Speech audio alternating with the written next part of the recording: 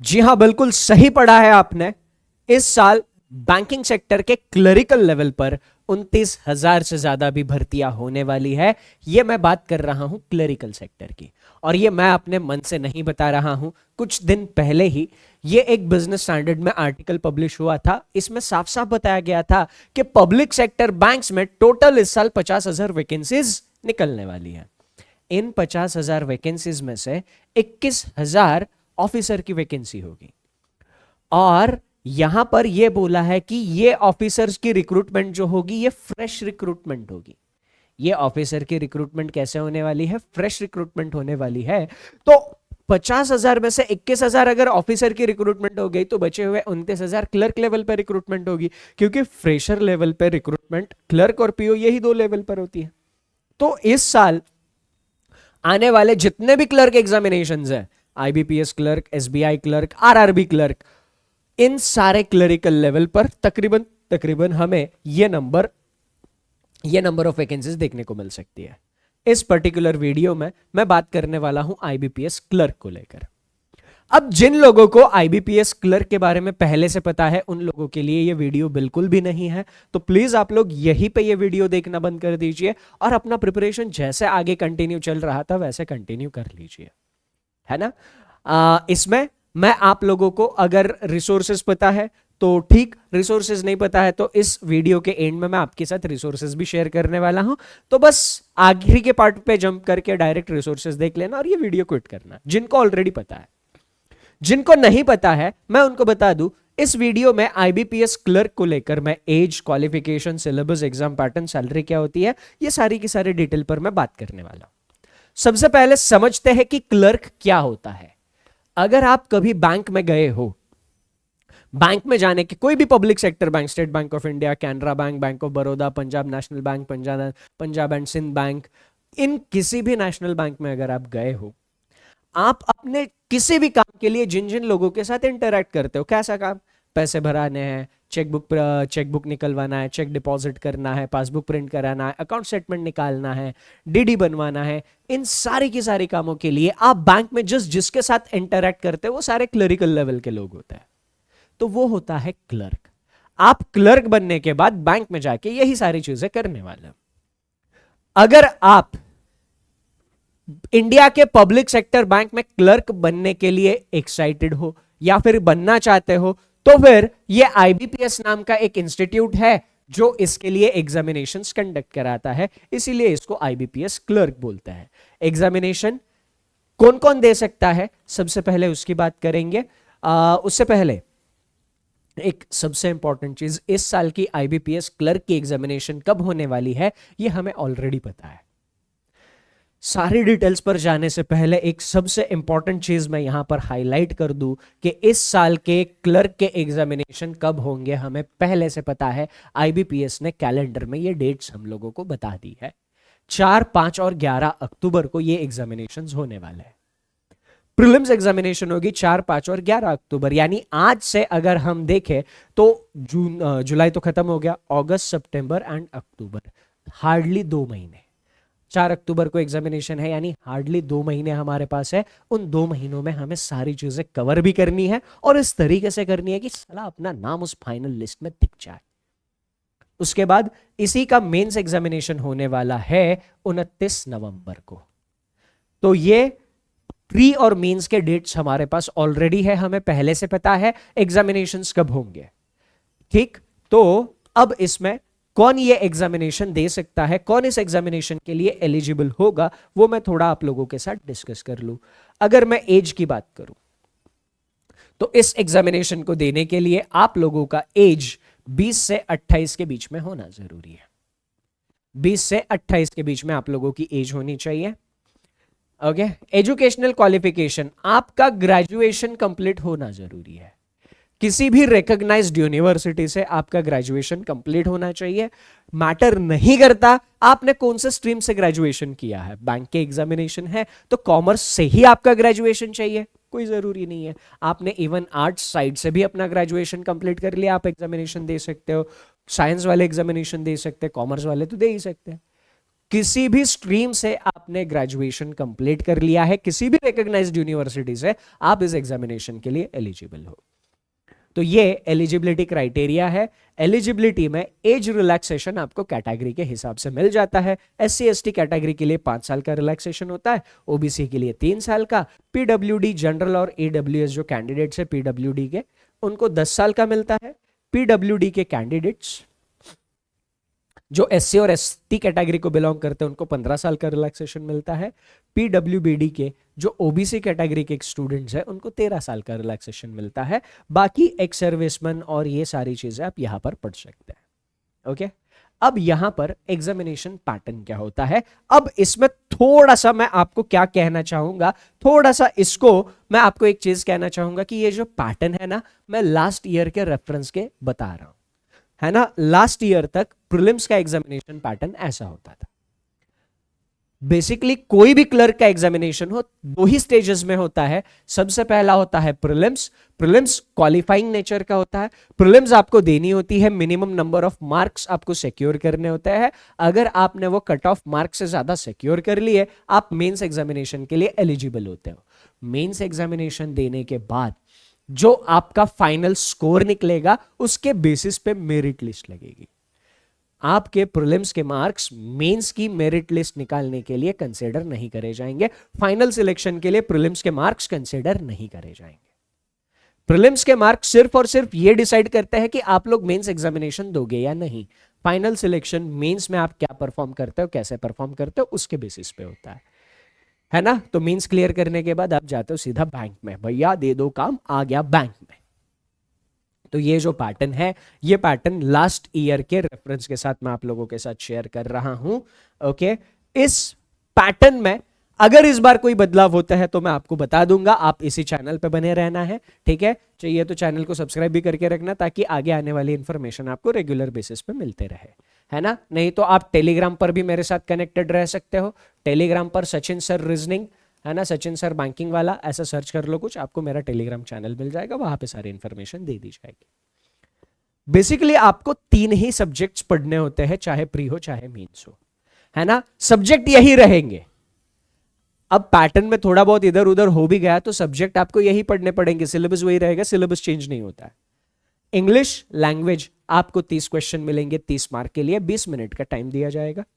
Numerical ability यानी quant यानी mathematics हम जिसको कहते हैं, जिसके 35 क्वेश्चन 35 मार्क के लिए दिए जाएंगे, 20 मिनट का टाइम आपके पास रहेगा।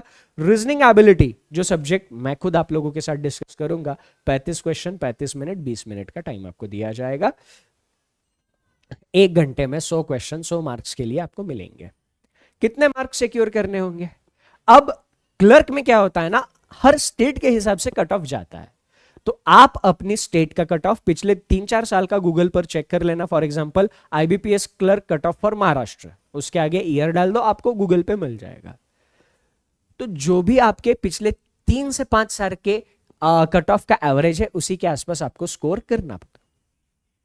कैसे करना है उसके लिए डिटेल में स्ट्रैटेजी सेशन में अलग से लेके आऊंगा, बट फिलहाल ये प्रीलिम्स का एग्जामिनेशन पैटर्न है। ये 3 सब्जेक्ट आपको मेंस में पढ़ने ही पढ़ने हैं। ये तीनों सब्जेक्ट आप लोगों को मेंस में पढ़ने ही पढ़ने हैं। उसके साथ एक छोटू सा एक्स्ट्रा सब्जेक्ट आपको पढ़ना होता है। वो सब्जेक्ट कौन सा है? General and financial awareness, current affairs भी कहो, ठीक।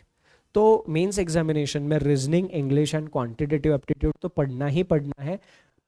रीजनिंग के 50 क्वेश्चन 60 मार्क के लिए आएंगे, 45 मिनट का टाइम आपको मेंस में दिया जाएगा रीजनिंग के लिए। इंग्लिश लैंग्वेज के 40 क्वेश्चन 40 मार्क्स के लिए आएंगे, 35 मिनट का टाइम रहेगा। क्वांटिटेटिव एप्टीट्यूड के 50 क्वेश्चन 50 मार्क के लिए पूछे गए थे, और जिसमें 45 मिनट का टाइम आपको मिल गया था। और जनरल और फाइनेंशियल अवेयरनेस के 50 क्वेश्चन 50 मार्क्स के लिए 35 मिनट का टाइम देकर पूछे गए थे। यानी लास्ट ईयर की अगर हम बात करें तो 160 मिनट में 200 मार्क्स के लिए 190 क्वेश्चंस पूछे गए थे। और ये पैटर्न पिछले कई सालों से ऐसा ही चलता आ रहा है। सिलेबस सेम है, और सबसे प्यारी बात बैंकिंग एग्जामिनेशंस की ये है, एक बार आपने वो सिलेबस पढ़ लिया ना, उस एक सिलेबस के ऊपर आप कम से कम 15 से 20 एग्जामिनेशन दे सकते हो। Quant, reasoning, English. Banking sector के 6 एग्जामिनेशन हर साल होते हैं। RRB PO clerk, IBPS PO clerk, SBI PO clerk, same syllabus के ऊपर 6 के 6 एग्जामिनेशन दे सकते हो। इंश्योरेंस सेक्टर में कुछ एग्जामिनेशंस होते हैं, उनमें भी quant, reasoning, English same syllabus के ऊपर पूछी जाती है। तो उस सेम सिलेबस के ऊपर आप एक साल में 15 से 20 एग्जामिनेशन दे सकते हो, और एक साल में इसी सिलेबस के ऊपर 50,000 के आसपास वैकेंसीज आती है टोटल क्लर्क और पीओ मिला के। तो इस एग्जामिनेशन की खूबसूरती यही है भाई साहब, सेम सिलेबस, बहुत सारी अपॉर्चुनिटीज। सैलरी कितनी मिलेगी मुद्दे की बात करते हैं सर, इतना सब तो कर लेंगे, पैसा कितना मिलेगा बताओ। देखो आईबीपीएस क्लर्क की सैलरी आपको 30 से 45,000 की रेंज में मिलती है। अब ये रेंज क्यों है? ये bank to bank, location to location vary करता है। लोकेशन के हिसाब से कुछ अलाउंसेस होते हैं, जो अलाउंसेस में फर्क पड़ता है, और उसी के हिसाब से सैलरी में थोड़ा बहुत डिफरेंस आता है। अब मुंबई जैसे सिटी में आपका एचआरए बहुत ज़्यादा होता है, तो उधर आपको सैलरी ज़्यादा देखने को मिलती है ना। तो इस तरीके से क्या होता है, 30 से 45,000 के बीच में पहली सैलरी मिलती है। आपका सिलेक्शन हो गया, सिलेक्शन होने के बाद आपका ज्वाइनिंग लेटर आ गया, ज्वाइनिंग लेटर आने के बाद आपको जो भी ब्रांच बताई गई उस ब्रांच में आपने रिपोर्ट कर दिया, सैलरी शुरू हो गई, सैलरी शुरू हो गई। अब वहां से लेके सिलेक्शन तक, मतलब वहां से लेके आपकी फिर आगे की जर्नी बैंक के अंदर शुरू हो गई। आप ज्वाइन होने के पहले दिन से आपकी सैलरी शुरू, पहले महीने में 30 से 45,000 की सैलरी आपके अकाउंट में आ जाएगी। ठीक, सिलेबस की अगर मैं बात करूं, 4 ही सब्जेक्ट्स हम लोगों को पढ़ने हैं। रीजनिंग में ये 11 चैप्टर्स आपको पढ़ने हैं। इन 11 में से पहले 8 चैप्टर्स प्रीलिम्स के लिए पढ़ने होते हैं, है ना, जिसमें से सबसे ज्यादा इंपॉर्टेंट टॉपिक पजल्स होगा। रीजनिंग का सबसे इंपॉर्टेंट टॉपिक पजल्स है। मैं आपको पजल के लिए 2 रिसोर्सेज भी बताने वाला हूं, फ्री ऑफ कॉस्ट रिसोर्सेज है, ठीक है। सबसे ज्यादा इंपॉर्टेंट माने कितना इंपॉर्टेंट? रीजनिंग कितने मार्क के लिए आएगी? आईबीपीएस क्लर्क में रीजनिंग आएगी 35 मार्क के लिए, राइट। 35 मार्क्स में से मिनिमम 15 से 20 मार्क, 15 से 20 मार्क, 35 में से 15 से 20 मार्क सिर्फ और सिर्फ पजल्स पर पूछे जाएंगे। तो आप अगर देख रहे हो तो 50% या उससे भी ज्यादा वेटेज आपको पजल्स का देखने को मिलता है। अब पजल्स आपको कंप्लीट पढ़ना है, एकदम बेसिक टू एकदम एडवांस। 2 सेशन आपको देखने हैं, यूट्यूब पर अवेलेबल है, सेशंस के नाम लिख लो। 251 rules of puzzles by Sachin sir, YouTube पे सर्च करना। 13 घंटे का सेशन है, 13 घंटे का सेशन है। इन 13 घंटों में, इस सेशन में मैंने पजल्स में आने वाली हर एक रूल को कवर किया है।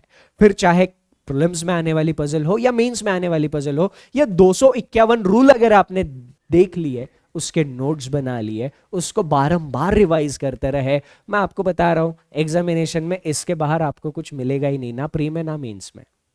उसके बाहर कंडीशंस आपको मिलनी ही नहीं है, उसी का परम्यूटेशन कॉम्बिनेशन कुछ मिलेगा।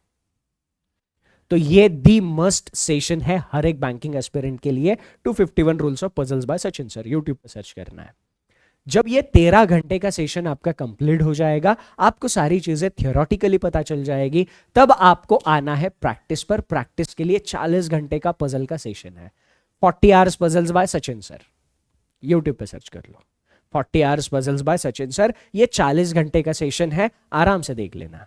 हर रोज 1-1, 2-2 घंटा करके भी देख लोगे। मैं आपको बोल रहा हूं, ये 53 घंटे अगर आपने पजल को दे दिए, ये 53 घंटे अगर आपने पजल को दे दिए, फिर आपको पजल में और कुछ नहीं करना सिवाय प्रैक्टिस के। बस रिवीजन करनी है, प्रैक्टिस करनी है, दैट्स इट। सारे एग्जामिनेशन, आईबीपीएस क्लर्क नहीं, सारे एग्जामिनेशन में आने वाले पजल फोड़ के आ जाओगे। तो ये रीजनिंग का मैंने आपको बता दिया। बाकी रीजनिंग में अगर कोई भी टॉपिक पढ़ना है, टॉपिक का नाम डालो, आगे one shot bye Sachin sir लिख दो। Alphabet, blood relation one shot bye Sachin sir, syllogism one shot bye Sachin sir, order and ranking one shot bye Sachin sir, input output one shot bye Sachin sir, YouTube पर आपको मिल जाएगा। उसके अलावा क्वांट की अगर मैं बात करूं, तो क्वांट में इतने चैप्टर्स है। क्वांट को हम 3 सेगमेंट में डिवाइड कर सकते हैं। पहला segment speed maths, quadratic equation, number series, simplification, approximation, ये स्पीड मैथ्स का पार्ट है। ये अरिथमेटिक, अगर आप अरिथमेटिक के चैप्टर देखोगे तो ये सारे आपने स्कूल में पढ़ रखा है। आपने स्कूल में मेंसुरेशन पढ़ रखा है, आपने स्कूल में परसेंटेज पढ़ रखा है, रेशो प्रोपोर्शन पढ़ रखा है, आपने टाइम स्पीड एंड डिस्टेंस पढ़ रखा है स्कूल में। सारी चीजें आपने स्कूल में पढ़ी हुई है। बस कंपटीशन के हिसाब से 20 मिनट है, 35 क्वेश्चन है, तो 20 मिनट में 35 क्वेश्चन सॉल्व करने के हिसाब से कुछ अप्रोचेस में चेंज लाना पड़ता है, क्वेश्चन में कुछ फ्रेमिंग में बदलाव होते हैं। वो चीजें आपको बस समझनी है, वो टेक्निक समझने हैं, किस तरीके से क्वेश्चन पूछे जाएंगे और उनको कैसे सॉल्व करना है, वो टेक्निक समझना होगा। फिर उसके बाद डेटा इंटरप्रिटेशन। तो ये 3 सेक्शंस आपको क्वांट में कवर करने हैं। मैं अगर बात करूं इंग्लिश की, तो जैसे क्वांट को हमने 3 सेक्शंस में डिवाइड करा, इंग्लिश भी हम 3 सेक्शन में डिवाइड करते हैं। पहला सेक्शन है वोकैबुलरी, दूसरा सेक्शन है ग्रामर, तीसरा सेक्शन है रीडिंग।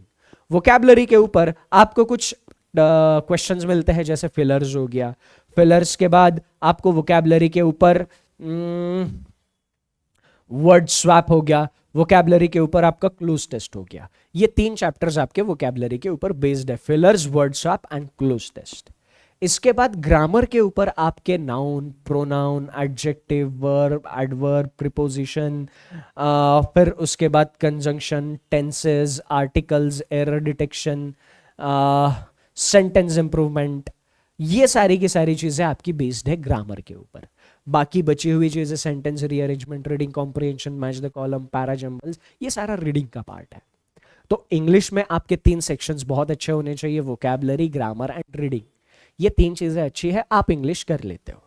फिर और इंग्लिश ज्यादा डिफिकल्ट नहीं आते। फिर उसके बाद ये बैंकिंग, जनरल अवेयरनेस और करंट अफेयर्स का सिलेबस है। इसमें आप इंडियन बैंकिंग सिस्टम के बारे में पढ़ोगे, बैंकिंग सिस्टम क्या होता है, कैसे काम करता है, आरबीआई का क्या रोल होता है, ये जो महंगाई सब न्यूज में पढ़ते हैं, सुनते हैं, उस महंगाई को कंट्रोल करने के लिए आरबीआई के पास क्या टूल्स होते हैं, कैसे वो उसको रेगुलेट करता है, क्या बहुत सारी चीजें इंटरेस्टिंग आप इसमें पढ़ने वाले। इंडियन बैंकिंग सिस्टम कैसे और कौन रेगुलेट करता है, इंटरनेशनल बैंकिंग सिस्टम क्या है, वहां पर ट्रांजैक्शंस कैसे चलते हैं, कौन उसके रेगुलेशंस करता है, ये सारी चीजें मस्त इंटरेस्टिंग चीजें आप इसमें पढ़ने वाले हो। ठीक है, अब तैयारी कैसे करें, सारी बातें हो गई, तैयारी कैसे करें। तैयारी के लिए आप बिगिनर हो या रिपीटर हो, ये आपको सबसे पहले फिगर आउट करना है। अगर आप रिपीटर हो तो सबसे पहले आपने ये सेशन यहाँ पे देखना ही नहीं था यहाँ तक, क्योंकि ये सेशन आपके लिए था नहीं।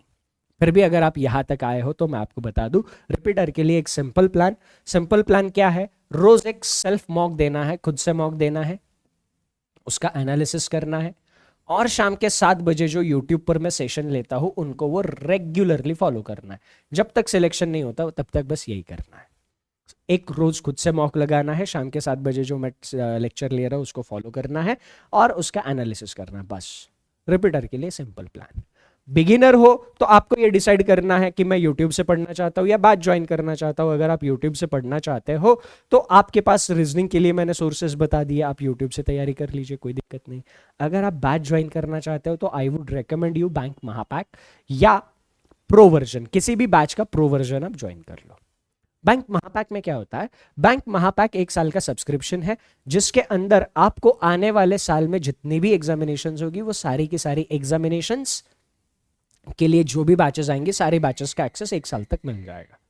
18 से ज्यादा एग्जामिनेशन इसमें कवर हो चुके हैं, 100 से ज्यादा बैचेस अभी इस टाइम इसमें लाइव है।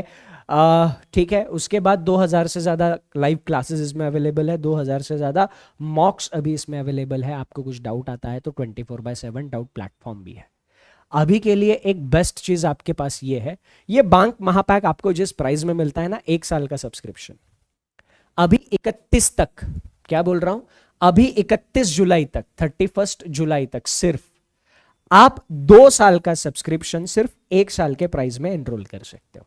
प्राइस आपको 1 साल की ही पे करनी होगी, पर सब्सक्रिप्शन आपको 2 साल का मिलेगा। ये 31 जुलाई के पहले पहले आपको एडवांटेज मिलेगा। तो अगर आपको बैच ज्वाइन करनी है जिसमें आपको लाइव क्लासेस भी मिलेंगी, लाइव क्लासेस मिलने के बाद उसमें आपको रिकॉर्डेड, जो लाइव देखा है उसके रिकॉर्डेड लेक्चर्स आपके पास रहेंगे। इनकेस आप लाइव अटेंड नहीं कर पाए, वो रिकॉर्डेड लेक्चर दे सकते हो। प्रैक्टिस के लिए डीपीपीज मिलेंगे। अगर आपको उसमें कुछ डाउट आता है, डाउट प्लेटफॉर्म है, रिवीजन के लिए नोट्स मिलेंगे, सिलेक्शन के लिए जो चाहिए सारी चीज़ें हैं, मॉक टेस्ट आपको इसमें मिलेंगे, सारी चीज़ें इसमें आपको मिलेंगी। तो ये आपके लिए सोर्स है, यूट्यूब से भी पढ़ाई कर सकते हो, बैंकिंग वाला चैनल पर रेगुलरली बने रहो, या फिर आप पेड बैच भी ज्वाइन कर सकते हो, जो आपको कन्वीनियंट लगे। तैयारी जल्दी से जल्दी शुरू कर लेना, बचा हुआ 2 महीने का समय देखते देखते निकल जाएगा और एग्जामिनेशन दरवाजे पे यूं दस्तक दे देगा, है ना। बाकी प्रिपरेशन को लेकर कोई प्रॉब्लम है तो कमेंट सेक्शन में बताना, हमारी टीम उसका रिप्लाई जरूर करेगी। That's it from my side in this short session. Thank you, take care and सबसे important, enjoy your time, bye bye.